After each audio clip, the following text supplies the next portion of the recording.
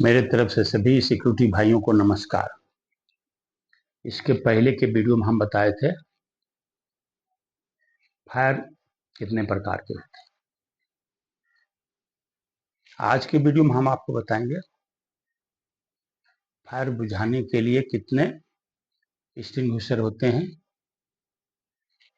आप वीडियो को मिस नहीं कीजिएगा, ध्यान देकर सुनिएगा, क्योंकि आपके जीवन में ये बहुत काम आने वाला है। जनरली होता है क्या कि जो एजेंसी होते हैं वो अपने जवानों को भर्ती करते हैं और थोड़ा मोड़ा फायर का ज्ञान देकर साइड पर ड्यूटी के लिए भेज देते हैं। लेकिन कभी कभी ऐसा फायर हो जाता है जो दिमाग में नहीं आता है और उसको कैसे बुझाना है इसके बारे में किसी को जानकारी नहीं होता है। एक दूसरे को पूछते रहते हैं और धोखा क्या होता है, या तो खुद को क्षति कर देते हैं या तो साइड में जो सामान रहता है उसकी क्षति हो जाती है। तो इसलिए आपको जानना जरूरी है। फायर एक्सटिंग्विशर पहले के जमाने में बहुत होते थे। आज के जमाने में, आज के टेक्नोलॉजी में ज्यादा नहीं है। आज क्या होता है कि जैसे फायर लग जाता है तो आज के टेक्नोलॉजी में एक फायर एक्सटिंग्विशर है जिसमें ए क्लास फायर के लिए है, बी क्लास फायर के लिए है और सी क्लास फायर के लिए है। एक ही फायर एक्सटिंग्विशर से तीनों में यूज होता है, लेकिन उसमें एक फायर एक्सटिंग्विशर CO2 है, कार्बन डाइऑक्साइड। इसका यूज जनरली कहाँ कहाँ होता है ये जानना जरूरी है। आज हमारे जवान क्या करते हैं, यदि सर्वर रूम में फायर लग जाता है तो वहां भी आपका केमिकल पाउडर जो होता है उसका यूज करते हैं। फायर सिलेंडर जो है एक ही एक्सटिंग्विशर में A, B और C दिया गया है। ऐसा पाउडर बनाया गया है कि जो तीनों फायर में काम आता है। लेकिन यह ध्यान रखना है कि फायर घर में लगा है, ऑफिस में लगा है। ऑफिस में अगर लगा है तो सर्वर रूम में है, AC में है या कहाँ है, उसको देखकर फायर एक्सटिंग्विशर का यूज करना चाहिए। यदि घर में लगा है, सॉलिड फायर है, जैसे लकड़ी, कागज, कपड़ा, प्लास्टिक इत्यादि, तो उसमें तो आप ABC वाला जो एक्सटिंग्विशर होता है यूज कर सकते हैं।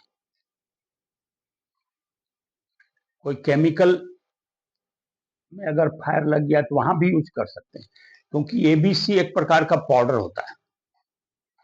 वो वहां जाके फायर को ब्लैंकेट कर देता है, जिससे फायर को ऑक्सीजन नहीं मिल पाता है और वो बुझ जाता है। लेकिन यह जानने की जरूरी है कि ऑफिस में, जो बड़े बड़े ऑफिस होते हैं, अगर सर्वर रूम में फायर लग गया है तो वहां आप जो केमिकल पाउडर होता है ABC, वहां अगर यूज करेंगे तो कंपनी को बहुत नुकसान हो सकता है। तो इसके लिए आपका जो फायर एक्सटिंग्विशर है CO2,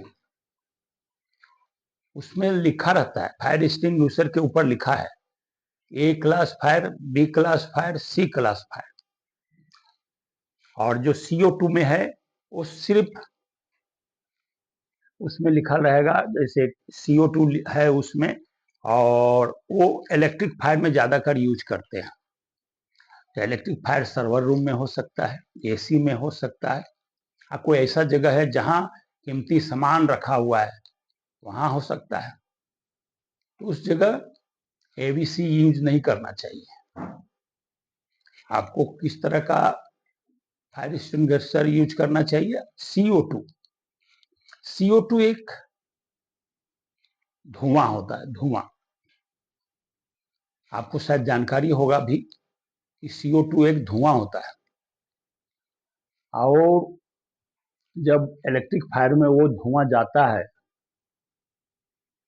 तो उसको पूरी तरह से बुझा देता है। और जो जहाँ इलेक्ट्रॉनिक पार्ट्स होते हैं वहां जब CO2 जाएगा तो अंदर तक गैस है, वो अंदर तक घुस के उसके फायर को कंट्रोल करेगा, अब बुझा देगा। तो उसमें ज्यादा नुकसान नहीं होगा, क्योंकि कीमती जो पार्ट्स लगे रहते हैं सर्वर रूम में, उनको नुकसान ज्यादा नहीं करेगा। अगर आप पाउडर छोड़ेंगे, फायर एक्सटिंग्विशर जो ABC है उसको यूज करेंगे, तो सारे जो इलेक्ट्रॉनिक पार्ट्स होते हैं उनको नष्ट कर देगा, यानी उसकी साफ सफाई करने में बहुत टाइम लगेगा। तो वहां CO2 यूज करना चाहिए। बाकी जो सॉलिड फायर है, इलेक्ट्रिक, जहां इलेक्ट्रिक वायर है वहां भी आप ABC जो फायर एक्सटिंग्विशर है उसको यूज कर सकते हैं। CO2 सिर्फ इलेक्ट्रॉनिक जहां पार्ट्स लगे हैं या जहां इलेक्ट्रिक फायर हुआ वहां पर इलेक्ट्रॉनिक्स पार्ट्स है वहां पर यूज कर सकते हैं। AC में भी यूज कर सकते हैं। अगर आपका CO2 महंगा होता है, आपके पास अवेलेबल है और ज्यादा है फायर एक्सटिंग्विशर, तो आप CO2 यूज कर सकते हैं AC वाला फायर में। और जो जैसे बड़ा फायर हो गया, बहुत बड़ा फायर है, वहां तो आप एक छोटे फायर के लिए वहां पर आपका ABC कुछ काम नहीं करेगा। वहां पर आपको मेन स्विच ऑफ करके, अगर इलेक्ट्रिक फायर हुआ है, मेन स्विच ऑफ करके वहां आप पानी का यूज कर सकते हैं, अगर आपको सही जानकारी है तो। अगर सही जानकारी नहीं है तो अपने सीनियर से पूछकर ही यूज करना चाहिए। और गाड़ी में जैसे आग लग गई, वहां आप क्या करेंगे? गाड़ी में तो फायर एक्सटिंग्विशर आजकल हर गाड़ी में दिया जाता है, उसमें पाउडर भी रहता है, CO2 भी रहता है। जैसा उसका ऑनर है उसके अनुसार वो फायर एक्सटिंग्विशर रखता है। CO2 थोड़ा कॉस्टली होता है, इसलिए ज्यादातर लोग ABC जो पाउडर होता है उसको रखते हैं। वो सभी फायर में यूज होता है, ABC powder, dry chemical powder जो होता है वो। तो उसको आप गाड़ी में जैसे आग लग गया, छोटा आग है, तो आप उसको बुझा सकते हैं। बड़ा फायर के लिए नहीं है ये सब। बड़ा फायर लगेगा तो आपको पानी का ही यूज करना पड़ेगा। बिना पानी के कोई भी फायर, बड़ा फायर है, नहीं बुझेगा।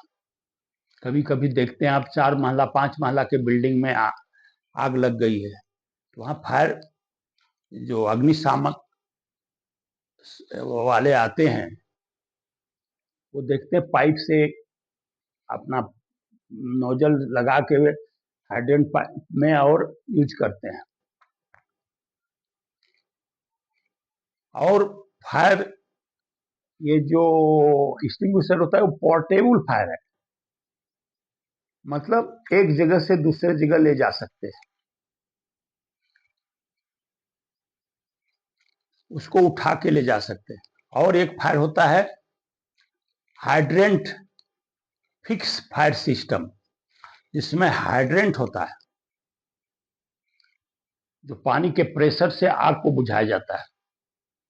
आप देखे होंगे बिल्डिंगों में सीढ़ियों पर एक लोहे के गोल फ्रेम रहता है, उसमें काला कलर का एक रील लगा हुआ रहता है पाइप का, और उसमें एक छोटा सा नोजल लगा रहता है, उसको रील हॉज पाइप कहते हैं।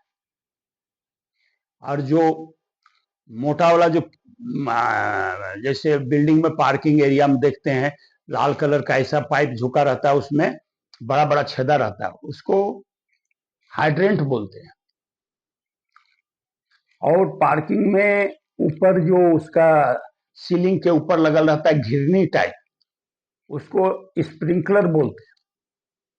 यदि जहां वो पार्किंग रहता है, जहां कभी गाड़ी में आग लग गई, तो स्प्रिंकलर में एक कांच का लगा रहता है, छोटा सा पाइप, उसमें लिक्विड रहता है, एक उसका टेम्परेचर दिया गया है, उस टेम्परेचर में वो अपने आप फट जाता है और घिरने के साथ पानी निकलता है, तो उसमें क्या होता है, गाड़ियों में बुझ जाता है, जो फायर लगता है गाड़ियों में वो बुझ जाता है।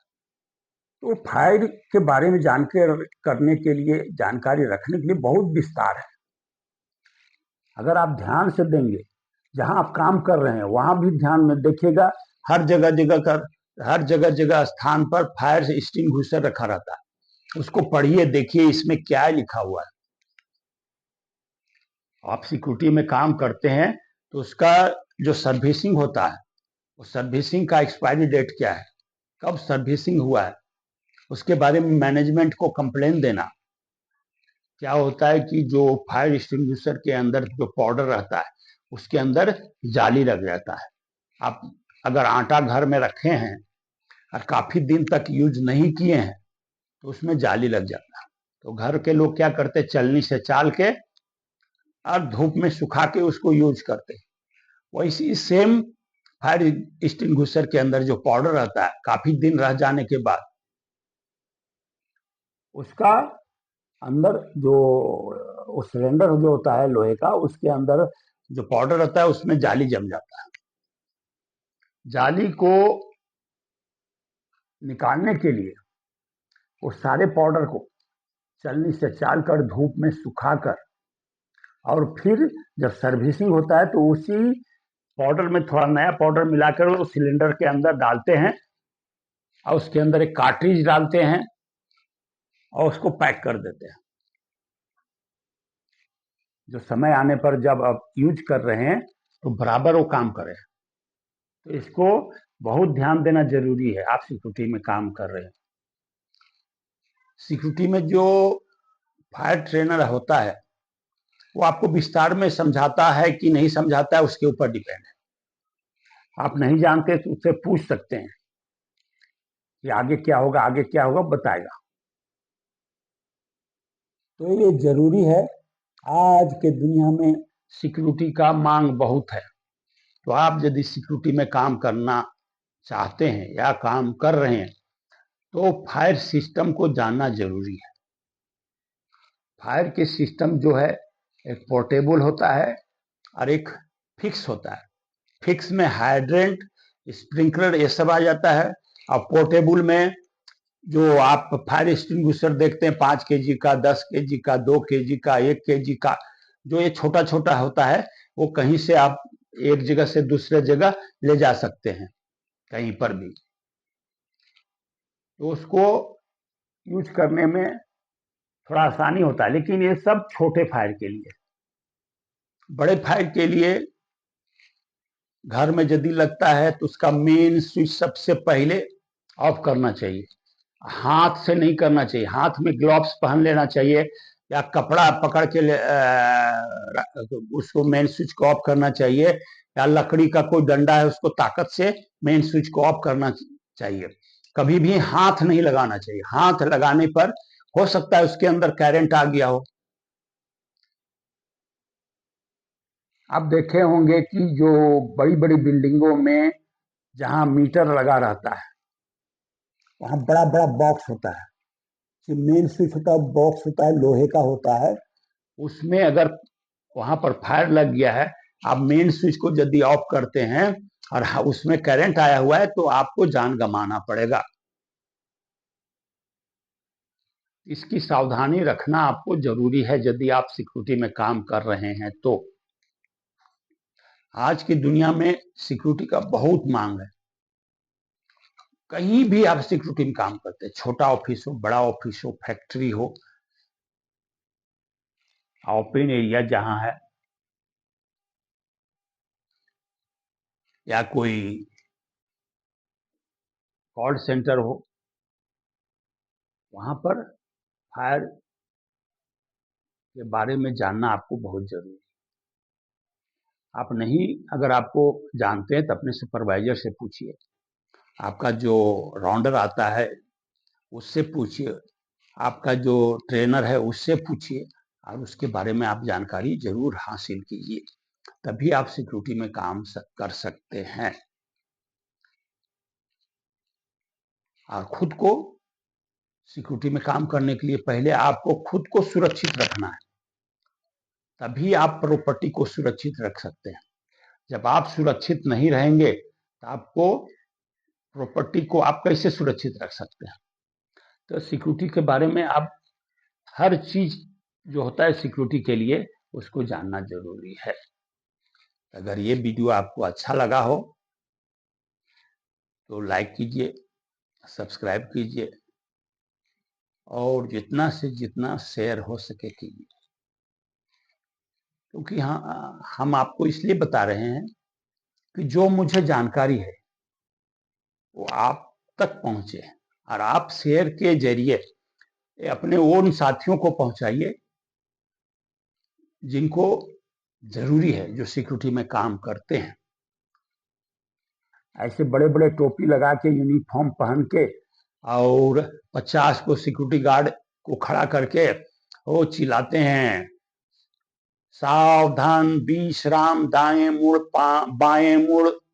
उसमें आप कोई सिक्योरिटी बहुत पीछे खड़ा है, उसको कुछ जानकारी भी नहीं होता है ये क्या बोल रहा है। तो ये सब दिखाने के लिए है, वो वीडियो डालते हैं यूट्यूब पर, वो दिखाने के लिए कि मेरी एजेंसी है, मेरी ये कंपनी है, हम ऐसा ट्रेनिंग देते हैं।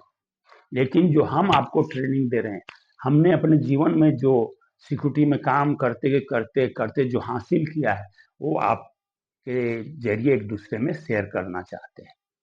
हम आपको इसके बारे में जानकारी देना चाहते हैं ताकि हमारे सभी सिक्योरिटी भाई सुरक्षित रहें और जो अपने जान माल की रक्षा करें और जहां आप काम करते हैं उनको भी सुरक्षित रखें, ताकि वो जो आपके सर्विस लेते हैं वो भी खुश रहे। तभी आपका काम उनको अच्छा लगेगा कि ये जो सिक्योरिटी स्टाफ है वो बहुत जानकारी वाला है, तभी आपको रखेगा। ऐसी कोई होता है दाढ़ी, जैसे बहुत लोग है कि सिक्योरिटी में आप काम करते हैं तो अप टू डेट बाल कटा के आना, शेविंग करके, दाढ़ी नहीं बढ़ा होना चाहिए। अगर दाढ़ी आप रखते हैं तो मैनेजमेंट के परमिशन से रखना चाहिए। आपको जैसे हीरो होता है पिक्चर में, उस तरह से सिक्योरिटी को दिखना चाहिए, जो दूर से देखे और आपको पहचान लेके सिक्योरिटी है। यूनिफॉर्म को हमेशा साफ सुथरा पहनना चाहिए, बेल्ट पहनना चाहिए, लाइनर पहनना चाहिए, शोल्डर पहनना चाहिए, जूता मोजा सब आपका अप टू डेट हो। इसके लिए आपका जो एजेंसी है अच्छा पेमेंट भी आपको देना चाहिए।